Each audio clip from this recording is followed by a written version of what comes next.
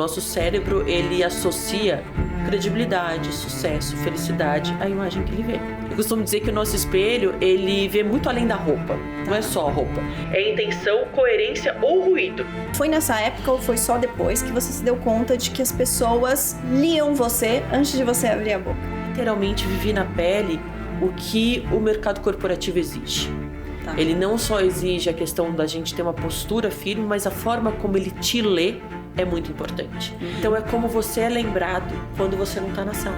É isso que a gente constrói quando a gente traz a nossa marca pessoal. E saber me posicionar e saber usar a minha imagem a favor, obviamente não de uma forma maldosa nem nada disso, mas sempre pensando na questão, poxa, o que eu posso agregar? O que eu posso trazer de positivo aqui? Me ajudou a abrir muitas portas. Tem uma coisa que pouca gente te conta sobre liderança. As pessoas começam a te ler muito antes de você abrir a boca. Em 3 segundos, alguém já decidiu se confia em você, se quer te ouvir e até se te vê como líder, só pela forma como você entra na sala, se posiciona e se veste. No episódio de hoje, eu recebo a Loredana Briquet, que trocou a engenharia de alimentos e quase 10 anos de mercado financeiro por uma carreira ajudando líderes a construírem imagem, presença e marca pessoal com intenção. Quando você fortalece a sua autoestima, nasce uma coisa que é muito importante, que o mundo lê em segundos, que é a sua autoconfiança. Então você muda a postura, você muda tom de voz, você passa a ter decisões muito mais assertivas. Mas você tem que entender aquilo que você gosta em você também e o que você quer enfatizar ou o que você quer camuflar. Como é que um líder deve se comportar para trazer engajamento, para ser influente, mas para não se distanciar das pessoas para um outro extremo, sabe? O Liderança Insana é um projeto feito para quem lidera ou está se preparando para o próximo passo de carreira. Mas nada disso existe sozinho. Aqui a gente reúne especialistas, experiência real e conversas profundas para construir um conteúdo sólido, atual e aplicável. E a sua contribuição é muito valiosa para que esse projeto cresça e alcance ainda mais líderes. Curta esse episódio, siga o canal e continue com a gente. Então, Lori, seja muito bem-vinda ao podcast. Fiquei muito feliz quando você aceitou o nosso convite e a gente vai conversar hoje muito sobre tudo que tem a ver com imagem, posicionamento. Eu adoro suas redes. Eu que agradeço o convite de estar aqui com vocês, de poder trazer um pouquinho do meu trabalho, que muitas pessoas às vezes não dão tanta atenção, mas que tem uma importância enorme na nossa vida. E tem crescido muito a atenção, né, nos últimos tempos para esse assunto de como você comunica sem abrir a boca, não? Até porque a gente nessa era digital não basta ser, a gente tem que parecer ser também, né? A pessoa, para sua mensagem ganhar força, as pessoas primeiro vão entender se elas confiam ou não em você para poder te escutar. Pois é. É a questão dos 3 segundos, né? Então, a gente em 3 segundos não consegue se apresentar, falar o que a gente faz, no que a gente é bom. É a percepção do outro. Então, a gente realmente, aquela frase, a primeira impressão é que importa, ela é muito verdade. E é muito louco isso, né? Porque se você for pensar, a pessoa tá decidindo até se ela quer te ouvir dali pra frente ou não. Exatamente. Então, muitas vezes você não tem nem a oportunidade de fazer o seu pitch se você não estiver comunicando antes disso, o seu pitch é um pitch que vale a pena ser ouvido. Exatamente. Até porque eu falo muito, né, nas palestras, nos treinamentos que eu dou, a nossa comunicação não verbal ela é 93%. Gente, é demais. Então, é o peso que isso tem. Obviamente, não estou dizendo que a parte de conteúdo não é importante, né? São complementares e não excludentes. Sim. Mas se a gente pensar nessa proporção, né, nesse estudo que existe, 55% se dá a nossa comunicação visual. Postura, gesto, roupa, cabelo, acessório, né? Que eu falo que é o capítulo 01, que vai olhar e falar assim, pô, será que eu posso confiar nessa pessoa ou não? Né?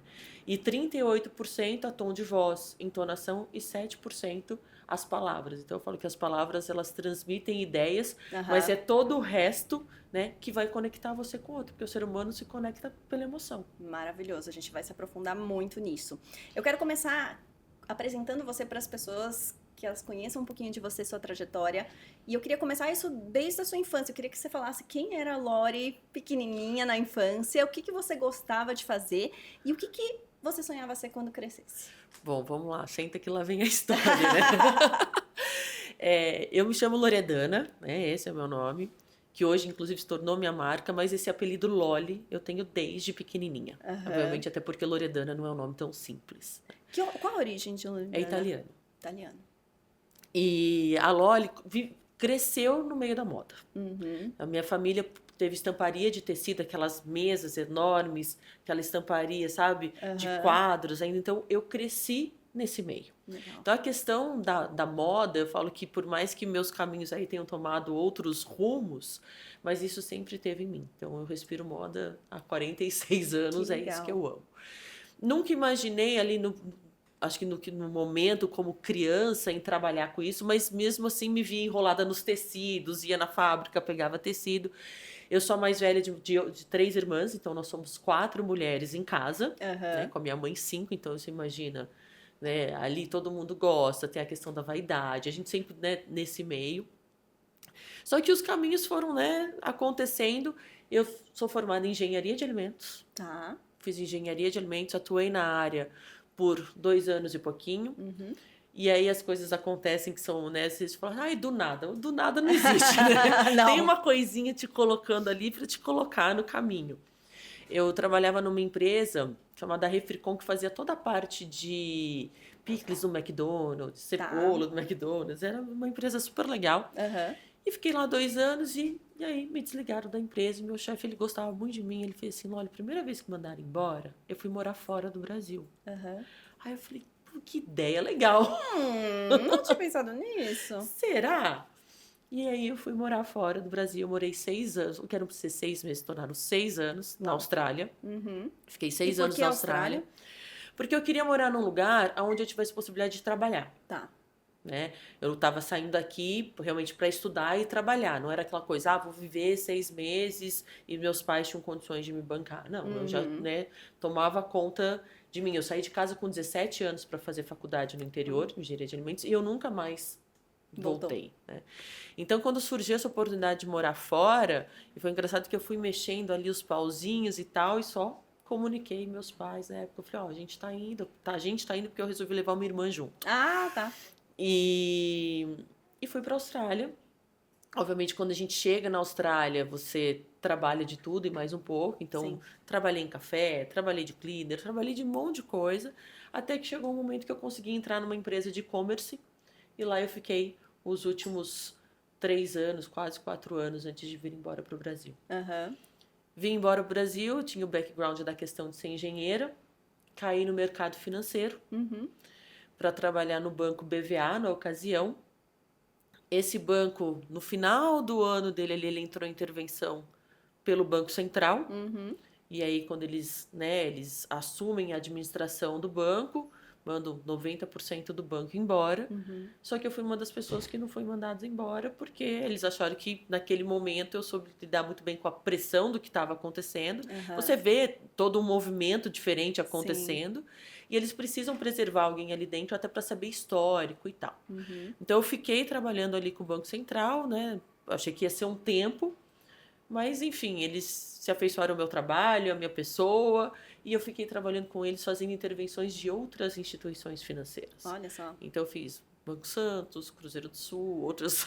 Enfim. E isso aí foram o quê? Quase 10 anos, mais ou menos, trabalhando nisso aí. É um trabalho que, assim, ele é peculiar, digamos assim, sabe? Ele é interessante, mas ao mesmo tempo tem um lado negro da coisa, porque você está fechando uma instituição financeira. Muita gente perdeu dinheiro ali, né? Com exceção do dono do banco. Os credores perdem muito dinheiro. Pois é, né? Estamos num momento do Brasil que estamos vendo algo similar. Exatamente. Então, chegou um momento que eu falei, poxa, será que, né? Que é só isso que eu vou fazer? Eu gostava muito de fazer isso. Só que aí veio uma outra possibilidade de trabalhar na Associação Brasileira de Câmbio. Tá. Na Abracan, na superintendência. Falei, vou sair um pouco do lado da moeda que fecha e vamos pro lado da moeda que constrói alguma coisa. E aí eu fui trabalhar na associação. Fiquei nessa associação por 4 anos. Acho que eu não chegou a dar o 5º ano. Passei pandemia ali, trabalhamos muito, fizemos um projeto muito legal. Só que chegou um momento que eu falava assim, não é isso que me satisfaz, sabe? Não é isso que realmente... Até porque tinha uma questão, né? Eu escutei alguns podcasts de vocês, uma questão muito tóxica ali de dentro do trabalho, né? E eu não entendia porque, por vezes, eu chegava ali na minha sala e eu falava assim, gente, tenho tudo aqui. Mas não tá funcionando assim. Às vezes até falta de ar. Eu falava, tem alguma coisa acontecendo. Às vezes, por conta do ambiente, a gente tem sintomas físicos. Físicos, era dores que eu falava, por que eu tenho essa dor? Por que, sabe? Então, eu falei, tem alguma coisa estranha acontecendo. Apresentei um projeto de melhorias para a associação, né? Porque já tinham condições de fazer melhorias para toda a minha equipe, para todo mundo, e negaram. Quando negaram, eu falei, eu não tenho mais como manter uma equipe de 30 pessoas abaixo de mim motivada, nem eu estou motivada. Sim. Né? Então, eu falei, não tenho mais como fazer esse sorriso quadrado todo dia e ficar aqui. E aí eu resolvi pedir demissão. Muito bom. O que foi difícil, não é fácil, né? Você sair teoricamente, de uma zona de conforto, de um ganho ok. Sim. Né? Para se aventurar e falar, bom, o que eu vou fazer a partir de hoje? Sim. E nessa época, Lori, você sentia que... Na verdade, eu queria ouvir de você assim, qual foi a primeira vez que você se deu conta? Foi nessa época ou foi só depois que você se deu conta de que as pessoas liam você antes de você abrir a boca? O que eu faço hoje, o que eu ensino hoje, eu sempre usei para mim. Tá. No entanto que eu falo que acho que é um diferencial de outras consultoras, de outras pessoas da minha área. Porque eu literalmente vivi na pele o que o mercado corporativo exige. Tá. Ele não só exige a questão da gente ter uma postura firme, mas a forma como ele te lê é muito importante. Então eu digo que por vezes eu sentei em mesas que eu não era a pessoa mais técnica para estar ali. Mas eu sabia que ali eu precisava estar. Ou para escutar, ou para me conectar, ou para tentar colocar uma ideia minha, entendeu? Então como que eu fazia isso? Através do meu posicionamento, através da minha imagem. Elas precisam me notar. Obviamente, tudo dentro do bom senso e entendendo qual que era aquele contexto, né? A gente não pode também esquecer desse ponto. Mas eu lembro de uma ocasião muito legal que eu estava no Banco Central, lá em Brasília mesmo, e eu tinha uma ideia que eu falei, então eles não vão te escutar. Eu falei, gente, tem que me escutar. Então eu tava muito alinhada, mas eu tava num casaco amarelo. Tá. Depois assim, quem que é a menina de amarelo? Porque na época eu era muito mais nova do que todo mundo. Quem que é a menina de amarelo? Eu falei assim, a menina de amarelo precisa ter voz aqui hoje. Né? Então aquilo, saber me posicionar e saber usar a minha imagem a favor, obviamente não de uma forma maldosa nem nada disso, mas sempre pensando na questão, poxa, o que eu posso agregar aqui? O que eu posso trazer de positivo aqui? Me ajudou a abrir muitas portas. Eu acho isso muito legal. E fiquei até curiosa, amarelo é bom ou não é bom para ajudar no posicionamento? Não, amarelo é bom. A gente tem, né? Não existe cor isenta de significado. Todas as cores têm um significado. Existe, inclusive, um livro que chama Psicologia das Cores, que não funciona só pra gente da nossa área, mas funciona para qualquer empresa que queira pensar no que aquilo ali, no que você quer transmitir, né? Mas na ocasião eu nem tinha todo esse conhecimento que eu tenho hoje das cores e tal. Mas eu sabia que eu precisava chamar a atenção de alguma maneira, né? Obviamente estava alinhado, estava, afinal de contas, dentro do Banco Central, então eu tinha que seguir uma formalidade. Mas assim, hoje, se você for olhar, 80% das pessoas se vestem de roupas mais escuras. Sim. A gente ou tá no preto, a gente tá no cinza, ou a gente tá num branco. Existe um porquê de tudo isso. Mas eu sabia que ali eu precisava ser aquele pontinho amarelo que eu me notar. Porque o ser humano, ele é muito mais visual. Sim. Tá? O nosso cérebro, ele processa 60 mil vezes mais rápido uma imagem do que um texto ou do que foi falado. 60 mil vezes? 60 mil vezes mais rápido. Uau.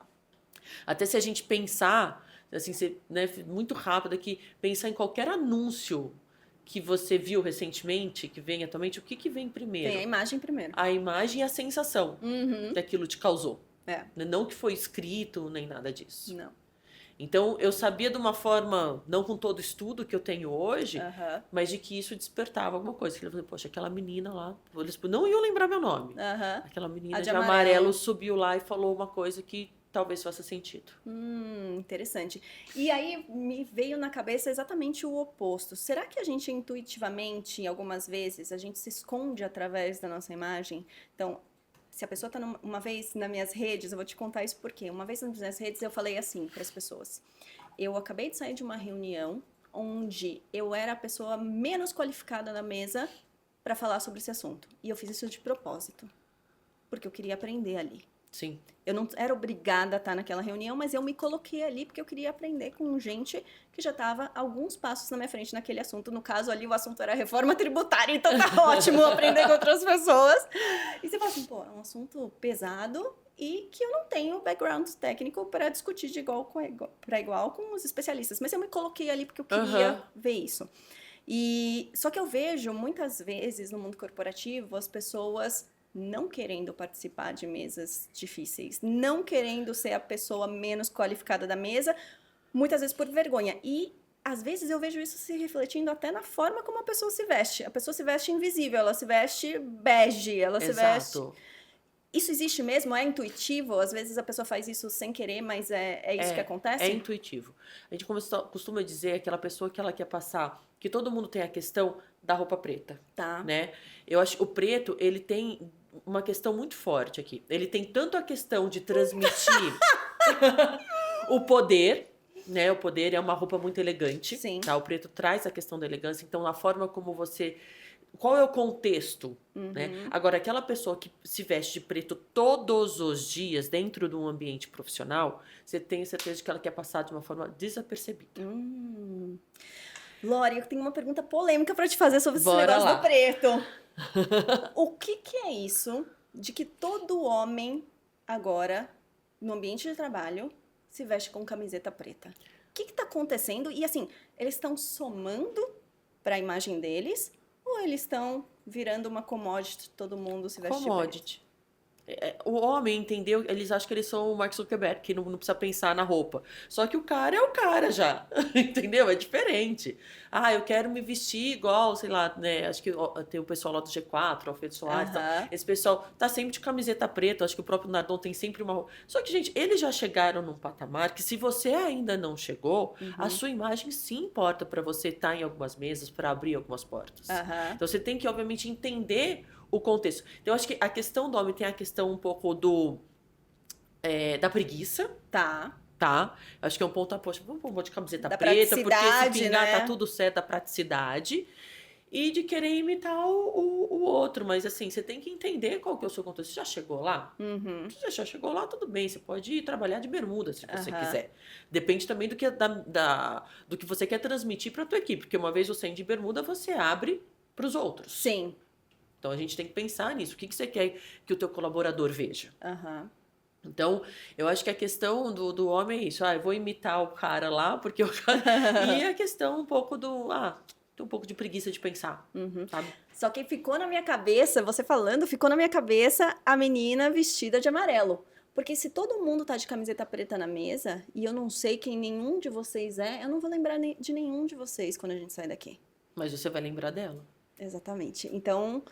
Meninos, dê uma caprichada na cor da blusa, porque não tá somando para as pessoas lembrarem de vocês, assim... Se a gente for ver, né, nesses eventos de networking que a gente vai, que agora tem muito isso, né? Veio muito esse boom, né, do evento do nosso networking, os grupos e tal. Se você for perceber, as mulheres acho que já estão tendo olhando isso um pouco diferente, tá? Mas 80% tá vestido de preto ou tons escuros. Sim. Então, você tem que se diferenciar em algum momento, tá? Tem a questão, inclusive, do significado. Hoje, para vir no podcast, eu pensei em alguns elementos do vestir, né? Que iam traduzir, que iam dar mais força para minha mensagem aqui hoje. Por exemplo, ensina a gente, o que traz força na nossa postura, na nossa aparência? Hoje, o que eu pensei? A questão da camisa branca não erra. A plateia virou na hora. Bastidores, gente, todo mundo virou na hora que eu falei o que comunica força na sua aparência. Camisa branca, ela pode parecer, é só uma camisa branca, mas a camisa branca, ela comunica uma intencionalidade de força de uma forma muito sutil. Uma estrutura. Uma estrutura. Então, a gente tem gola, a gente tem estrutura, a gente tem o decote V, que traz sensação de força. Como eu sabia que era só o meu rosto que ia estar aparecendo aqui, então eu trouxe um brinco que tivesse um pouco mais de peso, porque aí as pessoas ficam olhando realmente para minha voz. Eu sou uma pessoa que gosta de acessórios, eu gesticulo, falo com a mão, porque até se a gente falar sem as mãos, se eu começar a conversar com você Floating head. Eu não conecto. É uma cabeça balançante, né? Então eu não conecto. Né? Se eu ficar falando assim, olá, eu sou Loredana Briquet e tal, Que conexão que eu tive? Agora você falou, olá, eu sou Loredana Briquet, Aham. eu trago uma outra conexão para perto. Então, a questão do brinco um pouco maior, o decote V e o cabelo preso, a maioria das vezes que eu vou ou gravar um podcast ou dar um treinamento, eu tô de cabelo preso. Porque eu acho que fica mais bonito? Não. Porque a gente tem mania de passar a mão no cabelo. Nós mulheres. Isso é ruim? Não é ruim, mas o ser humano ele perde a atenção em milésimos de segundos. Tá. Então, se você tá dando uma palestra e você começa a passar muito a mão no teu cabelo, a atenção saiu da sua fala e passou para você ficar passando a mão no cabelo. É o mesmo efeito que se a pessoa estivesse desconfortável com a roupa e ficasse organizando a roupa. Exatamente. Entendi. Né? Então, aí você traz essa percepção. E dependendo da forma como você passa a mão no cabelo, sabe quando você fica segurando aqui? Pode parecer insegurança, que você tá desconfortável em estar naquele Isso aqui, lugar. assim. Isso aí. Então, são alguns elementos aí, alguns símbolos da comunicação não verbal que de forma inconsciente o outro te lê.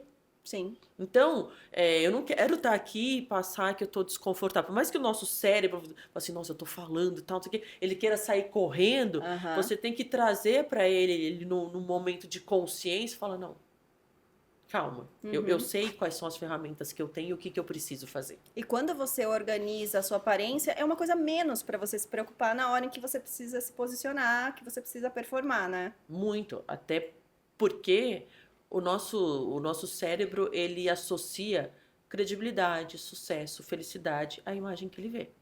Então, não existe melhor terapia do que a gente olhar no espelho e gostar do que a gente vê. Não é ficar fazendo mensagens positivas olhando no espelho, Afirmações. Né? Afirmações positivas. Eu costumo dizer que o nosso espelho, ele vê muito além da roupa. Não é só a roupa. É intenção, coerência ou ruído. Intenção, coerência ou ruído? Exato. Explica melhor isso. Então, coerência é entender se a sua mensagem, né, se a tua roupa ali, o teu vestir, a tua imagem, tá coerente com a mensagem com que você quer levar. Tá. Né, ou com o contexto que você tá. A mesma coisa a intenção. Né? Qual que é o seu objetivo? Com quem que você vai estar hoje? O que você quer transmitir? Só que se você não tem isso alinhado com a sua essência, com quem é você, com o seu objetivo e tal, isso acaba podendo, às vezes se perde e gera um ruído. Tá. O que são os ruídos? Ruídos normalmente são elementos que a gente transmite para o outro e outro, só que você mesmo não sabe que você está transmitindo. É a forma como o outro te enxerga. Por exemplo, nossa, aquela menina parece tão novinha, será que ela sabe o que ela está fazendo? A gente, né, tem pessoas mais novas que escutam isso. Sim. Ou outra coisa, nossa, aquela pessoa parece tão brava, não vou nem chegar para falar com ele. E às vezes a pessoa não é brava. Sim. Entendeu? E isso dentro do ambiente profissional, às vezes cria uma baita de um problema de comunicação, porque a pessoa só acha que a pessoa é brava. E isso é um ruído que ele está transmitindo, seja na forma da visual, ou comportamental, ou até da energia. Às vezes, sabe quando a energia não bate a mensagem, sabe? Sim, sim. Então, são coisas que a gente consegue dentro de uma, vamos dizer, de uma jornada de entender a estratégia de imagem e posicionamento, como a gente consegue ver esses elementos e como que a gente consegue corrigir. Sabe que eu lembrei de uma história de uma pessoa do nosso time que ela, quando ela começou a empreender, ela falou que ela foi num evento encontrar com uma cliente. E no meio do evento, a cliente virou para ela e falou assim, como você é fofa! E apertou a bochecha dela, uma adulta, apertando a bochecha da outra adulta, só que ela era uma pessoa um pouco mais de idade. A pessoa do meu time, um pouco mais jovem. Mas ela falou assim, o que será que eu fiz de errado que fez ela achar que ela tinha espaço para apertar minha bochecha? Ela falou assim, eu devo ter passado muita infantilidade na minha imagem, ou no meu tom de voz, ou no meu gestual, porque ela achou que ela podia me tratar como se eu fosse a filhinha dela, uma criancinha. E ela se sentiu muito mal, ela se sentiu diminuída nessa situação. É um exemplo clássico de um ruído que ela transmitiu para o outro e na hora que ela percebeu, falou, o que aconteceu? Lori, como é que a gente pode passar uma imagem forte, respeitável, de autoridade, sem se masculinizar? Tinha certeza que essa pergunta ia aparecer em algum momento. Certeza. Eu falo muito para mulheres que querem ocupar cargo de liderança, né? E, inclusive, né, já dei aula para algumas até se tornaram minhas clientes exatamente por isso. Pra falar, como que a gente ocupa o cargo de liderança, ou como o cara não passa na nossa frente, sem eu me masculinizar. Eu acho que isso hoje parte muito mais da questão do seu posicionamento. Tá? A gente não tem que ter. Tem algumas regrinhas, obviamente, das mulheres parecerem menos fofas, tá? A gente tem muita mania de torcer o pescoço. Sim. Sabe quando a gente vai tirar foto? Assim. Se eu tô falando assim, ai, tudo bem, olha, eu sou a Loredana, tá? Mas você fala, oi, tudo bem, eu sou a Loredana. Você já muda a sua entonação de voz. Mas é uma coisa tão sutil. Muito sutil. Você muda a sua entonação de voz porque você muda a sua postura. Então, consequentemente, o mercado vai te ver diferente, tá? Então, às vezes você quer ser legal, você quer ser amiga de todo mundo, mas a gente tem que entender que no ambiente corporativo, a gente não precisa ser amiga de todo mundo.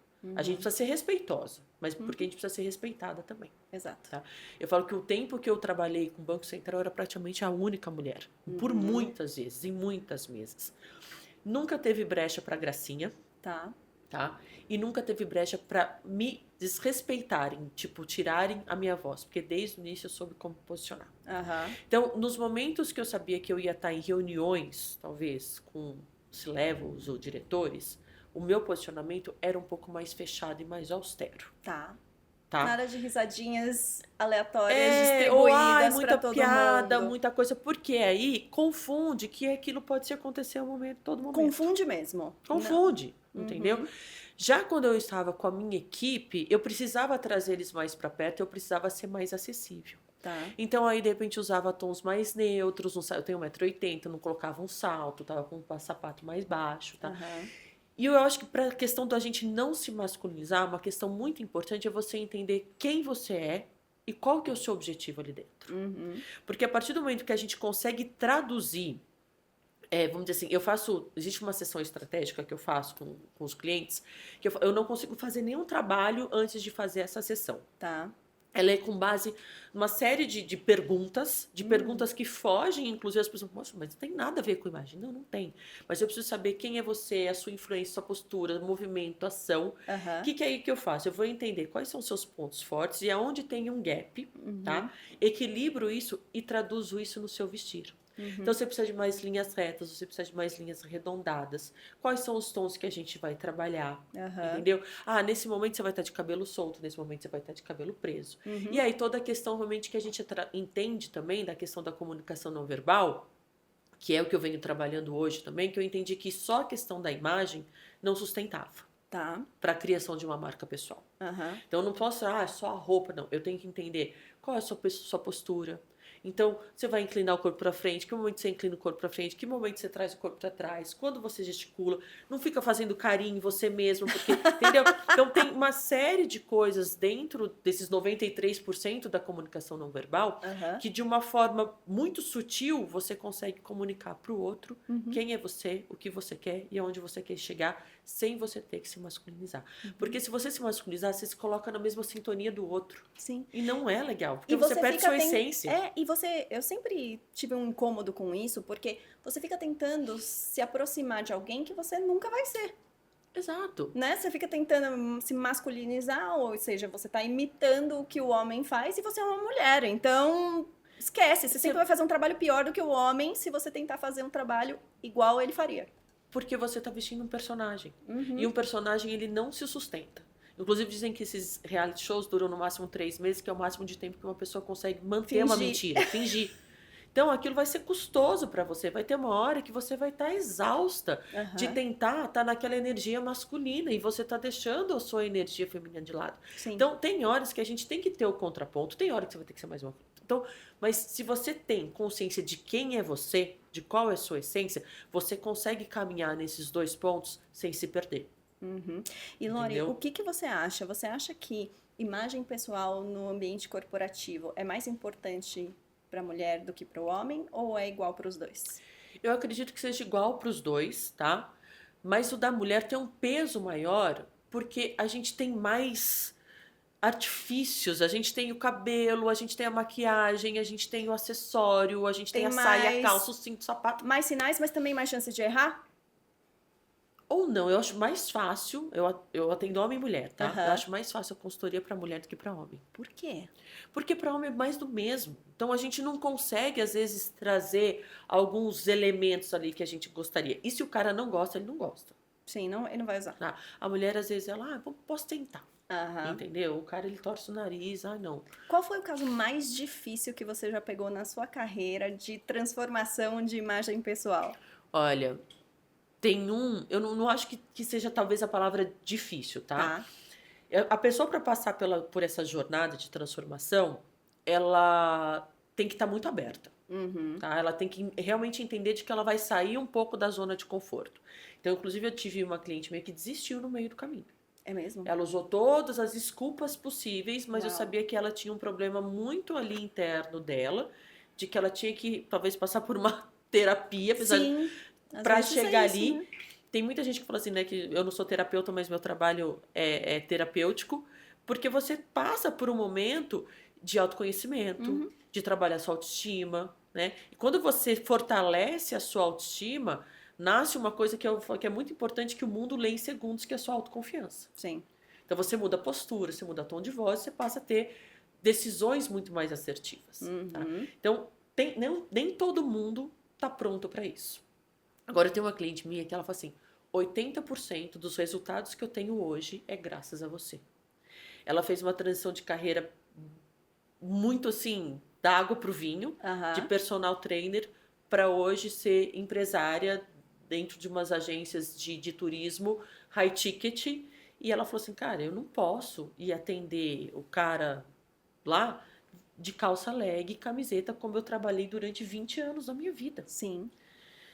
E aí, colocar essa pessoa dentro de uma skin de empresária, ela tinha que estar com a cabeça muito aberta. Mas ela falou, o que você mandar eu fazer, eu E vou é uma fazer. empresária que às vezes ela ainda não é, né? A empresária que ela quer ser. Que ela não quer ser. Que ela ainda E era é. engraçado que ela fala assim, olha, eu preciso chegar lá e tô assim. Tô caminhando, mas eu tô assim. Então, hoje, ela absorveu isso como uma verdade tão grande para ela, Aham. que ela tá colhendo todos os frutos do que ela viu. Então, outro dia eu falei assim, cara, como você tá bonita? Ela falou assim, não é só bonita, Loli. Eu tô bem sucedida.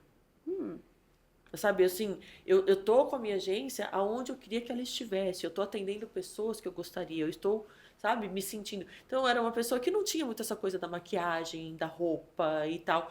E aí eu fui trabalhando, obviamente, nela. É uma pessoa mais despachada para falar e tal. Isso que a gente também não pode engessar a pessoa na maneira dela falar também, né? Por mais que Aham. você trabalhe um pouco da oratória, do gesto e tal, a gente não pode perder quem a gente é, né? A gente não pode Não, perder nossa essência e personalidade. Queria falar sobre voz e tom de voz. Porque, óbvio, né? Quando eu tô falando, eu dou mentorias para mulheres também, e a Aham. gente fala muito de influência e de como ser ouvida sem ter que gritar. Mas eu vou te contar o meu caso.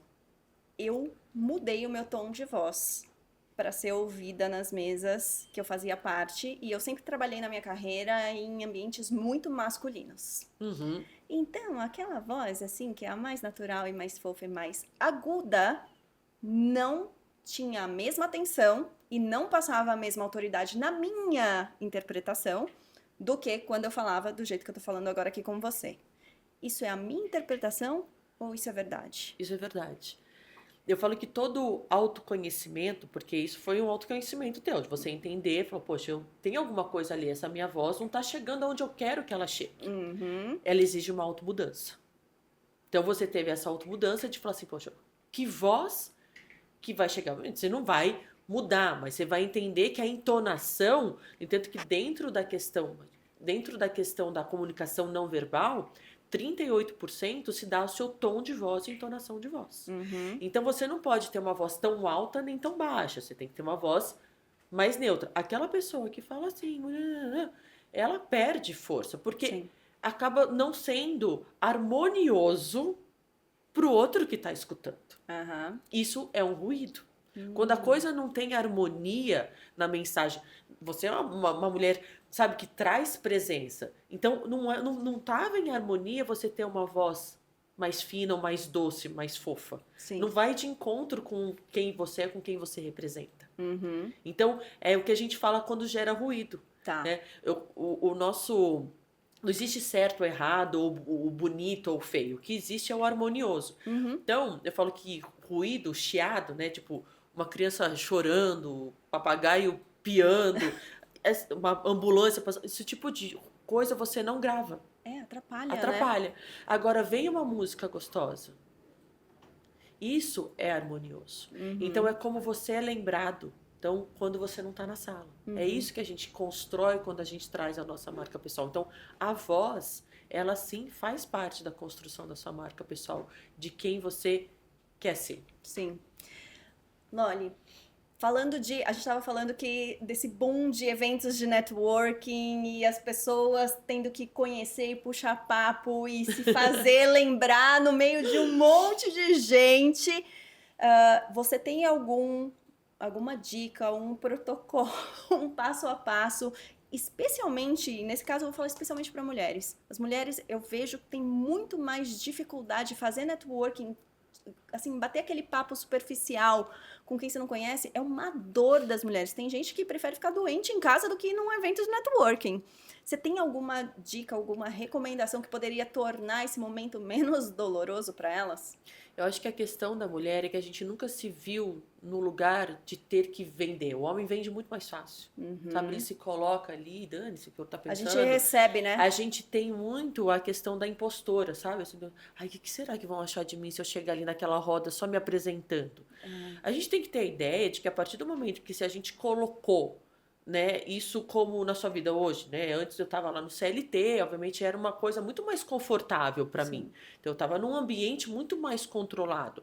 A partir do momento que depende de mim tá nesses ambientes de networking, para as pessoas me conhecerem, para me conectarem, para eu vender, eu tenho que me colocar nessa posição de desconforto e de desafio. Sim. Né? Então é realmente você chegar, né, de uma forma educada, mas entender que você está num ambiente seguro para isso, tá todo mundo fazendo isso lá. Tá? Então, normalmente, quando eu chego, primeiro eu vejo se tem alguém que eu já conheço dentro daquela roda, então isso te dá aquela confiança maior, já tem alguém que eu conheço, então eu vou lá e vou me apresentar para mais outras 3, 4 pessoas. Ou quando não é um ambiente que você não conhece ninguém, você pode ter certeza que 80% das pessoas estão na mesma situação que você. Então, aquela coisa do meu santo bateu, não é o santo bateu. As pessoas, elas se assemelham às pessoas que você vê que você tem mais semelhanças mesmo. Sim. Tá? Então, vai ter uma pessoa assim. Você chega naquela pessoa. E o que você faz? Qual o seu nome? As pessoas adoram serem chamadas por nome. Começa com perguntas mais abertas, porque as pessoas adoram falar de si. Sim. Então, você vai trazendo a pessoa um pouco mais para perto. E aí, de repente, tenta achar um ponto em comum. Ah, você é mãe. Ah, eu também sou mãe. Quantos anos tem teu filho? Tal. Então, você já quebrou o gelo ali naquele meio do caminho. E aí, o que você faz? O que você trabalha? E aí, obviamente, tendo uma conexão de trabalho, você desenrola a conversa. Então, normalmente, é nesse meio de campo aí que... Não tem jeito, a gente tem que quebrar essa primeira resistência. Não tem jeito de fazer ficar gostosinho. Vai ser difícil mesmo. Mas sabendo que é desconfortável, em termos... A gente, às vezes, nesses momentos, a gente não sabe o que fazer. Os nossos pés indicam que eles querem sair correndo dali. Então, a gente, às vezes, fica balançando o corpo, tá? Então, nesse momento, coloca os pés, não os pés muito juntinhos um do outro, porque isso traz uma sensação de timidez, porque você vai ver que você vai fechar um pouco o teu corpo. Então, deixa as pernas mais ou menos na altura do ombro, não fica cruzando, porque tudo que a gente cruza, a gente também acaba se fechando pro outro, tá?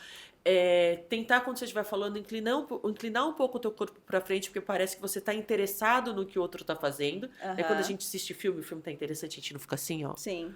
Então você está interessado naquilo. Quando você está desinteressado de algo, que nem quando você está na praia, você está assim, né? Ali, encostadora. Então você mostra que você está desinteressado. Então o corpo para frente mostra interesse. Então todos esses, sabe? As mãos, você não sabe muito o que fazer com as mãos, põe a mão no bolso, com o polegar para fora. Aquilo te dá uma sustentação, te dá um apoio, tá? Porque a gente tem mania... Por que polegar para fora? Porque se você põe a mão inteira pro bolso, parece que você tá apontando pra sua genital. É por isso? entendeu? Tá. Porque você chama atenção ali. Então usa Ah, mais como um apoio, tá? entendi. E a gente tem mania também de quando tá falando com o outro, ficar tirando aliança. Tudo isso Sim, é eu vejo gesto, muita gente fazendo isso. O que que é isso? gesto pacificador. Você tá nervosa pra caramba aqui, querendo sair Ah, e correndo. aí a pessoa E fica aí assim. você fica assim, gravando, assim, entendeu? Ah, Então, eu não vou fazer, eu tô nervosa. Obviamente, você tá se colocando aqui numa situação, né, de disposição, né? disposição e tal. Não é uma coisa rotineira. Pra mim, por Aham. exemplo, tá aqui toda hora gravando uma delícia, bater um papo, mas tem uma outra formalidade, tem um outro ponto aqui. Então, você pode fazer isso de forma escondida, tá? Você põe aqui, ó. Você Aí faz a esse mão dedo aqui e conforta. esse dedo aqui, ó, Tá, conforta, entendi. tá?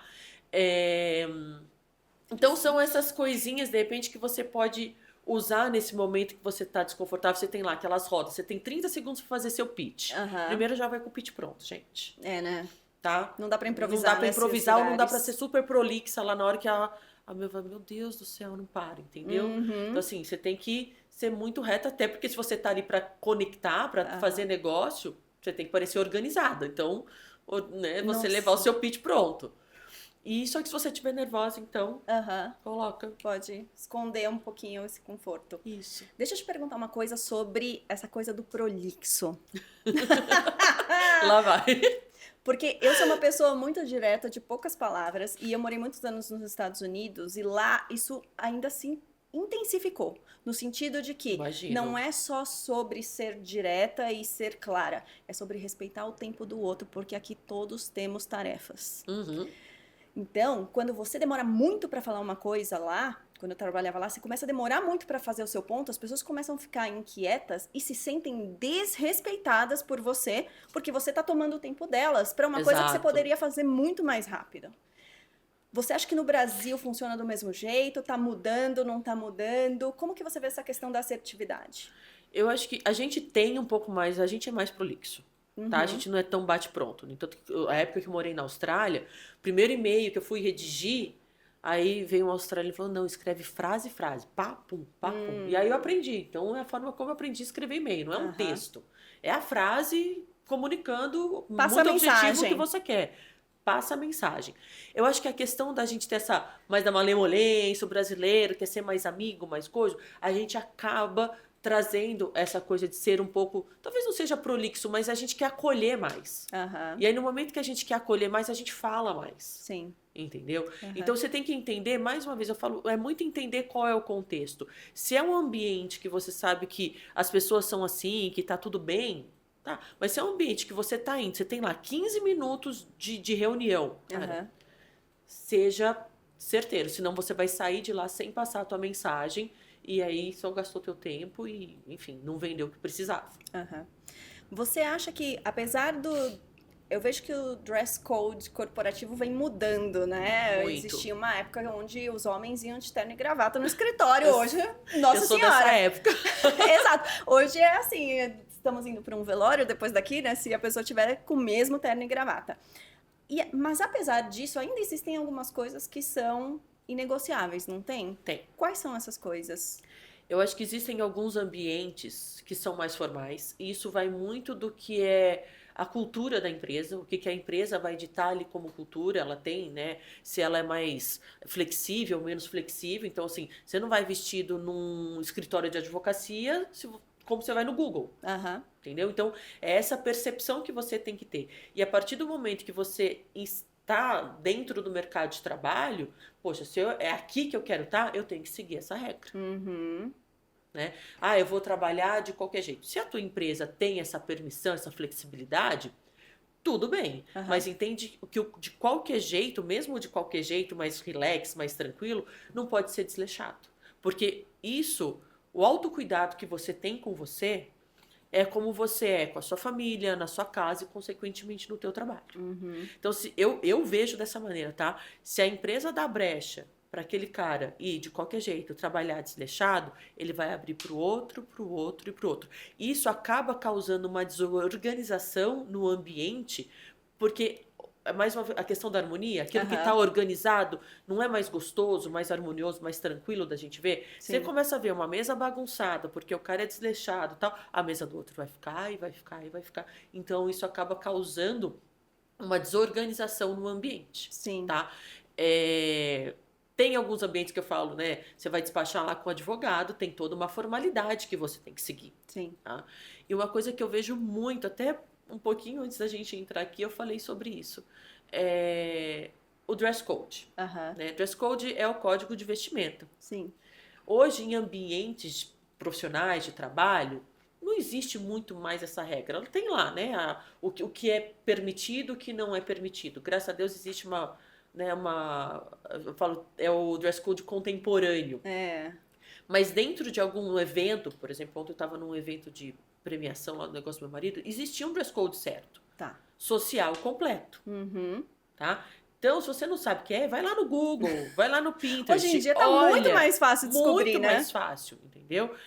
E as pessoas não seguem. Eu acho uma falta de respeito Tinha com o anfitrião, lá? mas muitas. Uau. Então, assim, segue. É falta de respeito com o anfitrião da festa.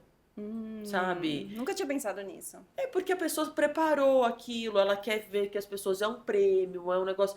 Tem uma formalidade. Aham. Mesma coisa você vai num casamento. Você vai lá num casamento, a pessoa foi lá, colocou lá qual que é o dress code. Eu casei na praia, fiquei morrendo de medo porque eu vou aparecer de bermuda. Entendeu? Eu falei, não é porque eu vou casar na praia que eu vou aparecer de bermuda. Sabe? Eu tive todo um cuidado, um carinho, gastei dinheiro aqui com a festa. Eu quero que as pessoas venham bonitas. Né? E você vê que tem muita gente hoje que, eu visto do jeito que eu quero, eu vou do jeito que eu quero, e eles acabam desrespeitando isso. Então, eu nunca tinha levado para esse lado do respeito, eu sempre tinha levado para o lado do que mensagem você quer passar, mas são as duas coisas, São né? as duas coisas, no final das contas, né? Porque você tá passando uma mensagem que a pessoa fala, nossa, por quê? Né? E teve um caso, uma vez que uma amiga me contou, e é real, tá? Esse caso, e eu queria ver como que você aconselharia ela se ela estivesse aqui te contando a mesma coisa. Ela tem um funcionário, tinha, né? Não tem mais, é bem antigo esse caso. Ela tinha um funcionário e ele ia pro escritório todos os dias, ela trabalha numa instituição financeira. Tá. E ele ia pro escritório todos os dias com a blusa do Patolino, os shorts do Star Wars e o tênis do Snoopy. E ela falava assim, ele era um profissional incrível. Tá. Com mega potencial pra crescer. Mas, assim, nem pra combinar os personagens, ela falava. Tipo, não, era um personagem na blusa, o outro no shorts e o outro no tênis. E ela falava assim, eu não consigo nem levá-lo numa reunião. Exato. E aí, eu te pergunto, Loli, o que a gente faz numa situação dessa? Primeiro, imagina a quantidade de chances que esse cara perdeu. Né? Porque é o que eu falo, não adianta você ter uma apresentação linda, maravilhosa, se a sua imagem não é coerente com o que você está apresentando. Você pode estar falando a melhor coisa do mundo, ninguém vai te dar atenção. No caso desse funcionário, poxa, eu teria batido um papo com ele, conversado com ele, falado, olha, você tem grandes chances de crescer, mas a tua imagem não agrega o valor, a percepção de valor que você precisa passar para os outros. Né? Tem até uma parte da minha palestra que eu levo um café desses... A imagem é um café de pingado de padaria, né? E eu pergunto pro pessoal, quanto vocês pagariam por esse café? Aí todo mundo, 5, 10 reais no máximo. E aí eu trago a imagem do café do Starbucks. Quanto você pagaria por esse café? 20, 25, 30. É exatamente a mesma coisa que acontece com a nossa imagem, é a percepção de valor que a gente tem. Tenho certeza que talvez esse aqui é até mais gostoso, da padaria é mais gostoso do que o da Starbucks, mas se o cara daqui for cobrar 30 reais por café, todo mundo vai torcer o nariz. Sim. Então, qual que é a construção da percepção de valor e da marca pessoal que a Starbucks construiu ali? É a mesma coisa que a gente tem que querer pra gente. Só que talvez esse cara não tivesse nem interessado nisso. Talvez o objetivo dele é ficar ali no cantinho dele, fazendo a coisa dele, chegar em casa, jogar o videogame dos 1000 personagens que ele curte e tá bom. Né? É que às vezes a gente que tem a questão da ambição, Sim. Né, que fala, poxa, e acha que é igual pros outros também, então, né? A gente acha que ele tem a mesma ambição que você, e não. Então, de repente, pra ele tava tudo bem. De repente, um papo com ele, olha, você pode crescer, você pode chegar lá e tal, né? Legal. Quero. Aham. Diferente. Não, tá bom aqui. Vai fazer o quê? Né? O que você diria para as pessoas que têm uma resistência na seguinte direção? Ah, mas eu não vou mais poder usar o que eu gosto, ou então eu vou estar interpretando um personagem, ou eu não vou estar sendo espontânea se eu estiver seguindo essas regras. Tá. Então, vamos lá. Eu vou ser um pouco controversa agora, tá? Eu não... Eu acho que existem elementos e ferramentas de que a gente pode se utilizar para melhorar, mas eu sou meio contra a questão de regras. Tá. Por exemplo, esses guias aí. 10 peças, 150 looks. Uhum. Tá? O que funciona para mim, nem sempre vai funcionar para você. Uhum. Porque o teu objetivo de imagem é diferente do meu. A tua intenção, a tua mensagem é diferente da minha. Certo. Então, não vai funcionar. Então, se eu falar hoje para você... Existem, sim, as dicas. Se você tem o rosto mais quadrado, se você usa peças quadradas, você enaltece, porque você duplica. Se você quer amenizar, você traz peças redondas. Mas você tem que entender aquilo que você gosta em você também e o que você quer enfatizar ou o que você quer camuflar. Entendi. Então, eu tenho que entender muito de quem é a pessoa para chegar para ela com uma dica que sirva para ela. Porque ninguém é igual a ninguém. Todo mundo é único. Né? Então, se eu perguntar hoje pra você a que marca você gostaria de ser, é diferente da marca que você gostaria de ser ou da marca que eu gostaria de ser. Pode ser que em algum momento isso dê ali um match, eu quero ser elegante, né? Todo mundo vira pra isso, eu quero ser elegante. Uhum. Então, primeiro que elegante é muito mais uma questão de comportamento do que um estilo em si. Uhum. Tá? Ele tá lá dentro dos 7 estilos universais e tal, que serve para nós, né, da minha área, como um guia pra gente entender e construir o seu estilo próprio. Mas, de repente, o meu elegante é diferente do seu. E eu não tô dizendo que você é mais ou eu sou menos elegante. Não. Uhum. Né? Então, é esse tipo de coisa que a gente tem que entender antes de dar uma dica pra pessoa nesse sentido. Então, eu sou um pouco contra dicas antes de conhecer um pouco de quem é aquela pessoa. A gente tem feito muitas coisas no mundo corporativo agora online. Sim. E eu vejo muita gente sem saber se comportar na frente das câmeras. Ou que perde muita presença quando vai para uma reunião no Zoom ou no Teams. O que você recomenda que você acha assim, olha, pelo menos isso você tem que fazer, ou pelo menos isso você tem que prestar atenção para você continuar tendo o mesmo impacto e o mesmo nível de influência que você teria se a gente estivesse numa conversa presencial? Primeiro, ocupe espaço. Como que você ocupa espaço num quadradinho do Zoom? Põe a sua cadeira um pouco mais para trás, da forma que as pessoas consigam ver mais o seu tronco. Se não... uma parte maior exato. do corpo. Se for o seu momento de fala, use as mãos, gesticule. Uhum. Se não for o seu momento de fala, pode ser ou aqui no braço da cadeira, ou na própria mesa, aqui. Mas as mãos sempre à mostra. Não tampando a boca, né? Porque aí te dá... Mas as mãos sempre à mostra. Tá? Aqui, ó. Você consegue fazer isso aqui. Uhum. Põe a sua cadeira um pouquinho mais para trás, uhum. tá? Da câmera, e ou no braço, ou aqui. Os dedos não entrelaçados, tá? Aí a gente pode fazer aqui.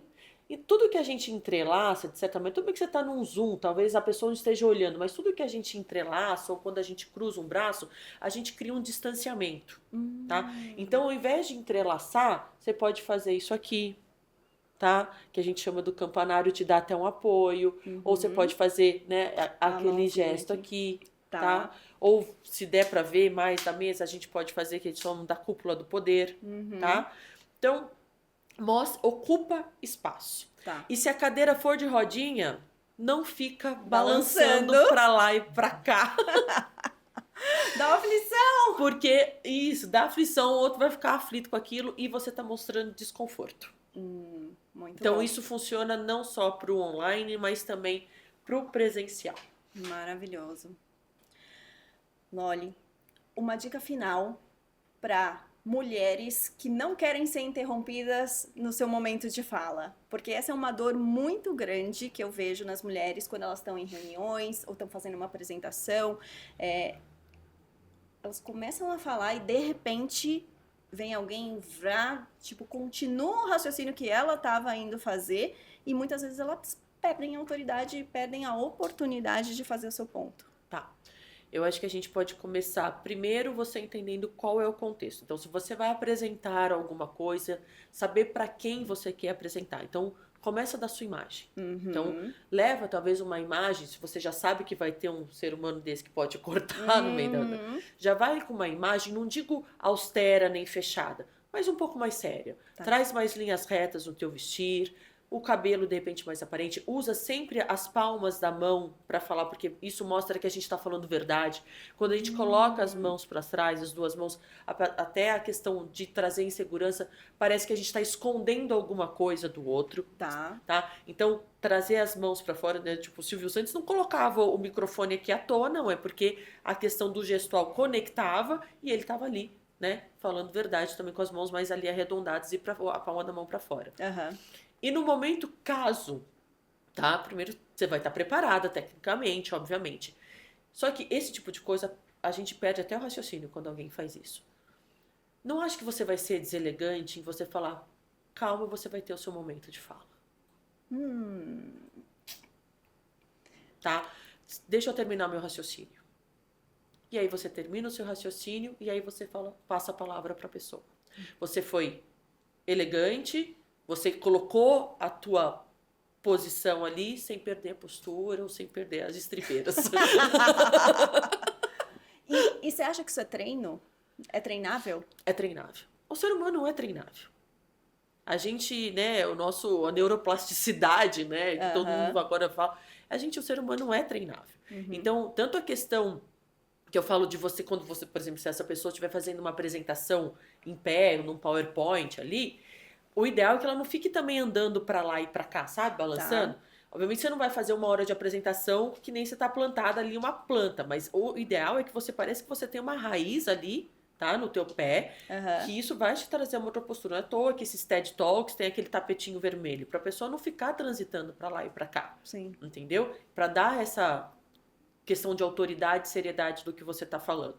Então, só que se você for andar, você anda e fala, mas anda até num ritmo, né, adequado, não é ficar ali, sabe, cambaleando para lá e para cá. Então, eu acho que isso te traz, treino. Treino.